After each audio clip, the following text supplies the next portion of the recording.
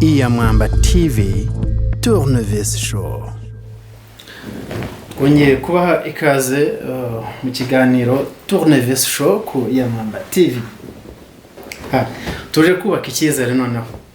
Ubushize twavuze twatanze show za Icyizere, dutanga itandukaniro ry'ibyizere abantu bagira, over confidence, self confidence iri optimal cyangwa se y'ukuri, hakaba no kutagira icyizere. Ubu rero noneho tuje nyuma yo kubabwira akamaro ko kwiyubakamo icyizere, tuje noneho kubabwira cyakubakwa gite.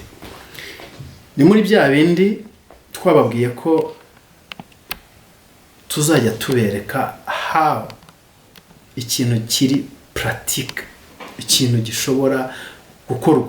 Noneho ntuve mu kiganiro gusa, tuzajya tubaha ibiganiro ku buryo utahana umukoro ukavuga uti ibi bintu ngiye kubikora, ni ibintu bifatika, ibintu bikoreka, ku buryo uzatanga n'ubuhamya ukabwira abantu uti ibiganiro dukura muri Tournevis Show birakoreka. Kubaka icyizere mu buryo bwihuse, icyo nicyo tugiye gutangira. Kubaka icyizere mu buryo bwihuse nabyo ni ibintu wakora rwose, ni ibintu biri pratique. Byuko ukarabe, woza amenyo neza, wambara imyenda ifuze iteye ipasi.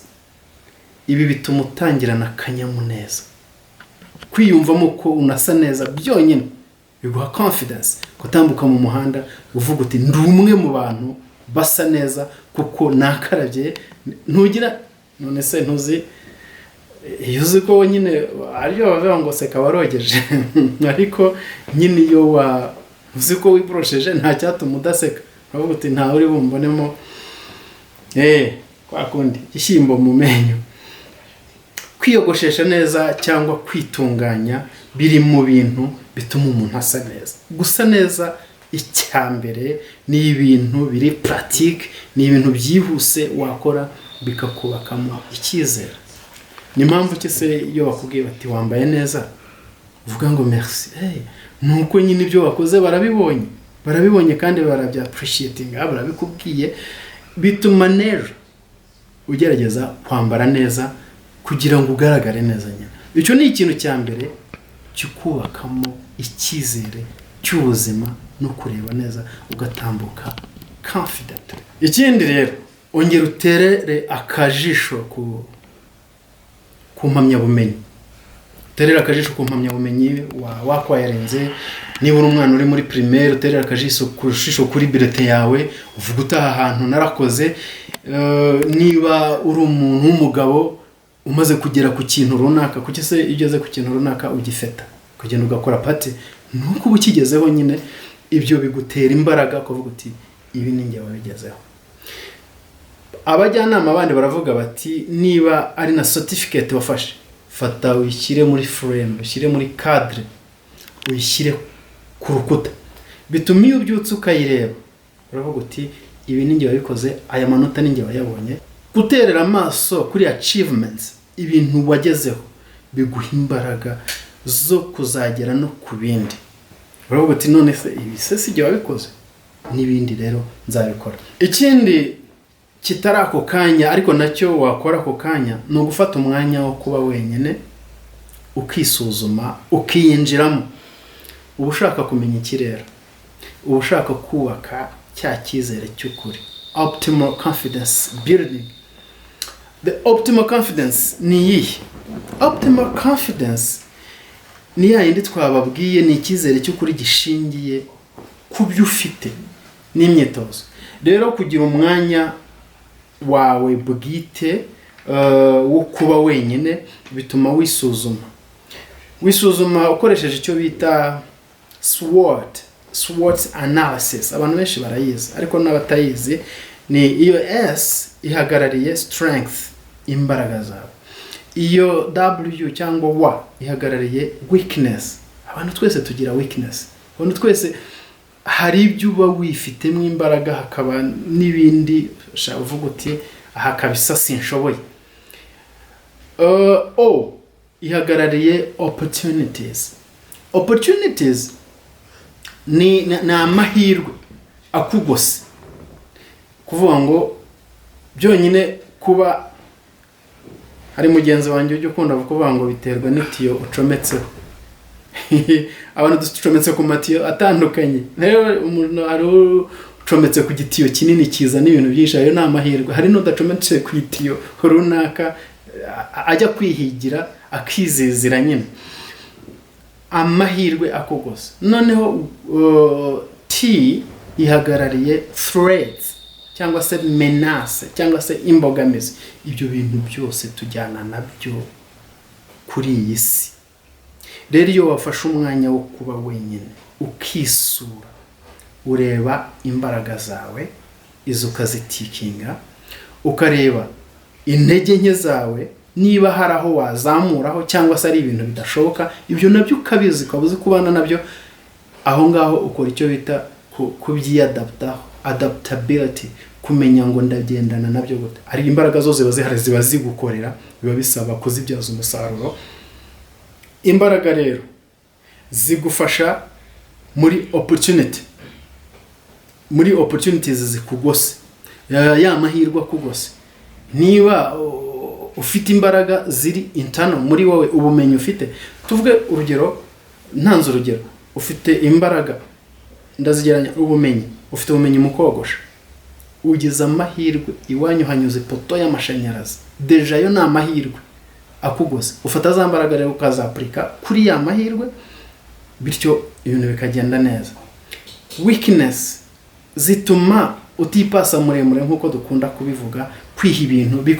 Weakness iyo wazimenye bikurinda ya overconfidence, hanyuma ukajyana n'ibyo ushoboye kandi bijyanye n'imbaraga zawe n'imyiteguro. Iyo umenye menace cyangwa threat cyangwa imbogamizi ziba ziri hanze aha ngaha, umenya aho unyura naho utanyura. Ko inutile cyangwa se ntacyo byaba bimaze kujya kunyura ahantu hari imbogamizi runaka, urazizi kandi wakanyuze hari opportunities.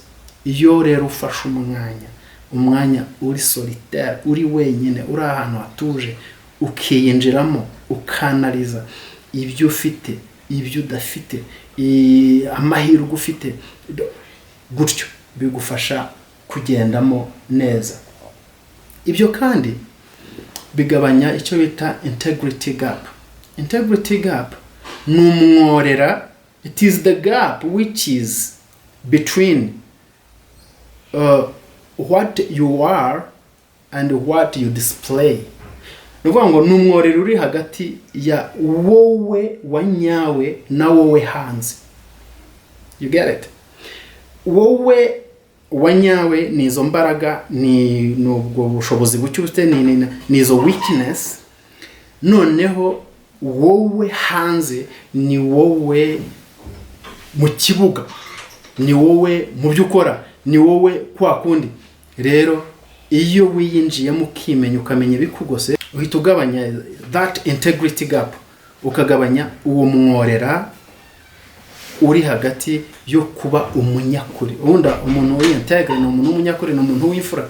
Rero iyo wimenye, ukamenya opportunities, ukamenya menace, ntabwo ndabivanga, ariko ufite opportunities, izo ni les opportunités, ukamenya menace cyangwa threat, ukamenya weakness na strength, ni bya bindi imbaraga, intege nke, imbogamizi, amahirwe akugose. Ibyo byose iyo bimenye bigabanya wa mworera uri hagati ya wowe wanyawe na wowe hanze. Ibyo rero noneho binazamura ya confidence na cya cyizere.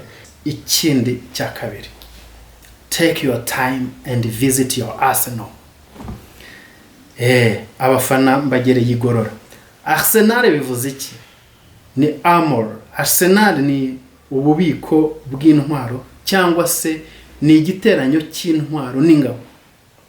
Take your time and visit your arsenal. Aha nimo ndakuvuga ngo ndakubwira fata umwanya ugende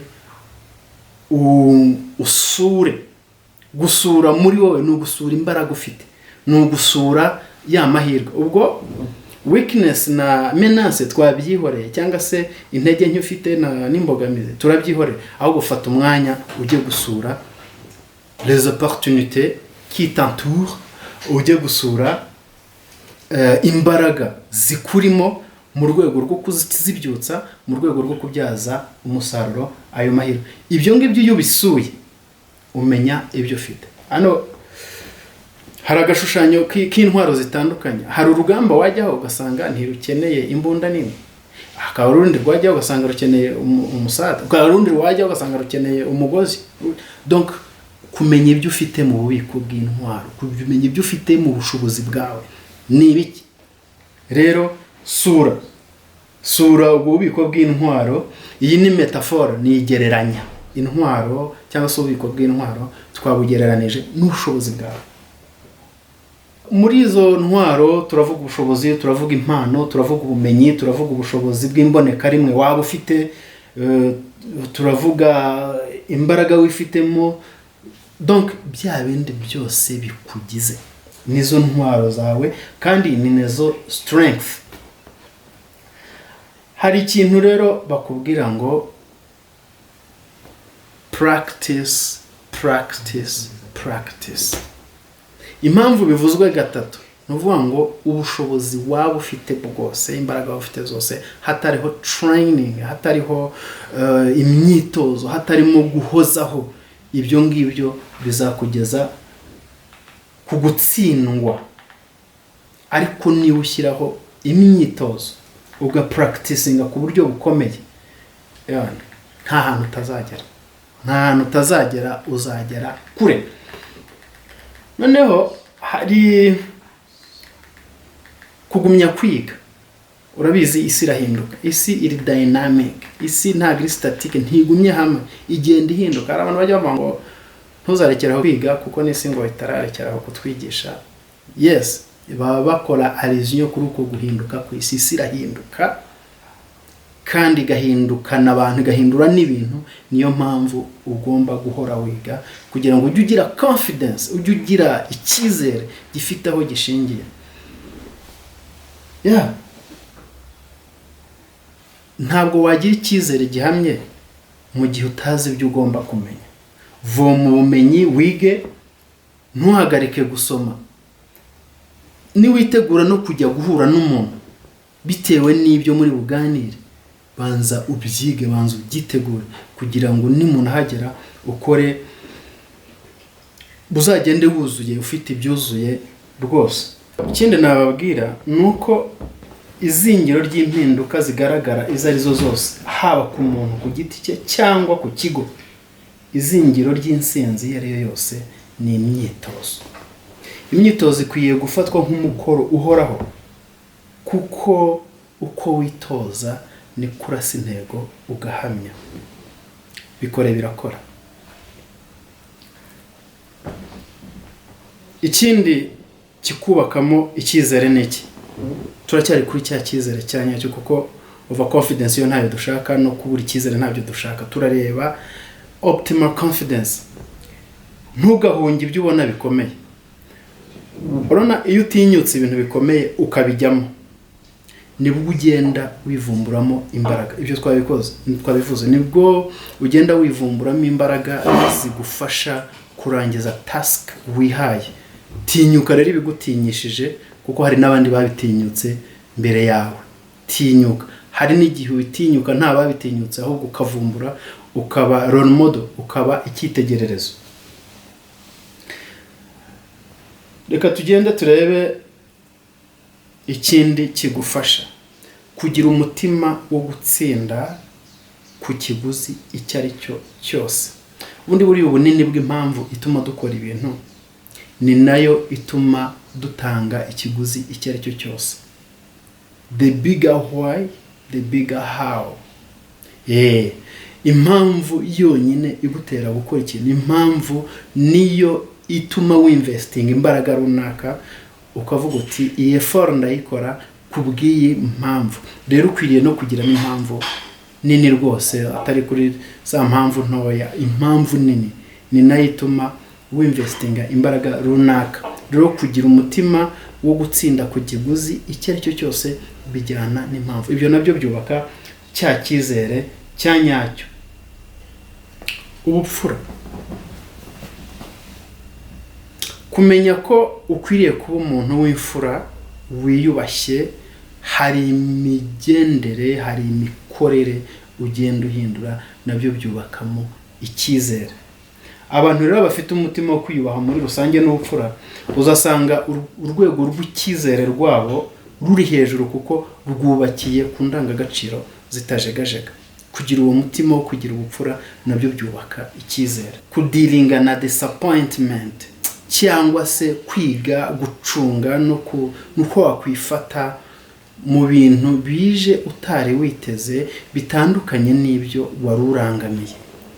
Ibyo ngibyo nabyo bituma wiyubakamo icyizere. Hari uwavuze ko kugira ngo wiyubakemo icyizere kandi dealing na disappointment cyangwa se umenye ibyo bikutunga utari witegereje uburyo wabimanaginga, ni ukumenya ko every situation is a season. Igihe cyose wageramo kigira season kandi izarangira. Ntibitume ujya hasi ngo wumve ubuzima burangiye. Rero ukwiriye kumenya uko watwara ibigutunguye utari witeze. Dufite ubushobozi rero bwo kuba banini no gutera intambwe no gukura, byose ni choice. Ikintu twakwita tournevis watahana nk'uko ikiganiro kiri, take away. Ukwiriye kumenya ko bitangirira muri wowe. Nta uzaza kukuremamo icyizere, utangira gahoro gahoro wiyubakamo icyizere, ariko gishingiye ku bushobozi n'imyitozo. Ongera ubumenyi, wongera imyitozo, bizaguha kuba confident kandi mu buryo abantu batazabona ko ari over confidence, kandi noneho bizatuma utagira icyizere gishingiye ku busa. Guhozaho kwiga n'imyitozo nibyo bizatuma ugira confidence. Ntabwo uri agafu k'imvugo rimwe bihamye kugenda wiyaturiraho ibintu byiza bituma bijya uvuga uti ngewe ndakomeye kandi ndashoboye. Yes, bikajyana ariko n'uburyo ubyitwaramo kugira ngo ubushoboye koko. Burya ibyo twiyaturiraho bigenda bitubaho. Bari ibyo wagezeho, bari imigisha, uvuga uti ibi bintu nabigezeho kandi ushobora no kubikora. Gira umwuka wo gutsinda ku kiguzi icyo ari cyo cyose. Nta numwe kandi uzakwizera utabanje kwiyizera. Iyizere n'abandi bazakurikira. Murakoze cyane. Ndabashimiye kuba mwakurikiye iki kiganiro kandi ndizera ko mwungutse, kandi n'ikiganiro kiri pratique mugenda mugashyira mu bikorwa. Nzajya numva ubuhamya mwabishyize mu bikorwa kandi bikore birakora. Ntiwibagirwe kudutera inkunga. Ni bya bindi nyine. Urasubscribinga utubere umunyamuryango. Urakanda kazogera ibiganiro bijye bikugeraho ubirebe utarinze kujya gushakisha. Urakora share, donc urabisangiza abandi babashe nabo kunguka. Ariko dusigire n'igitekerezo. Washimye iki? Twakongeraho iki? Donc kugira ngo dukomeze twubake kandi dukoresheje Iyamwamba TV mu kiganiro Tournevis Show with MC Pedro. Murakoze cyane, naho ubutaha.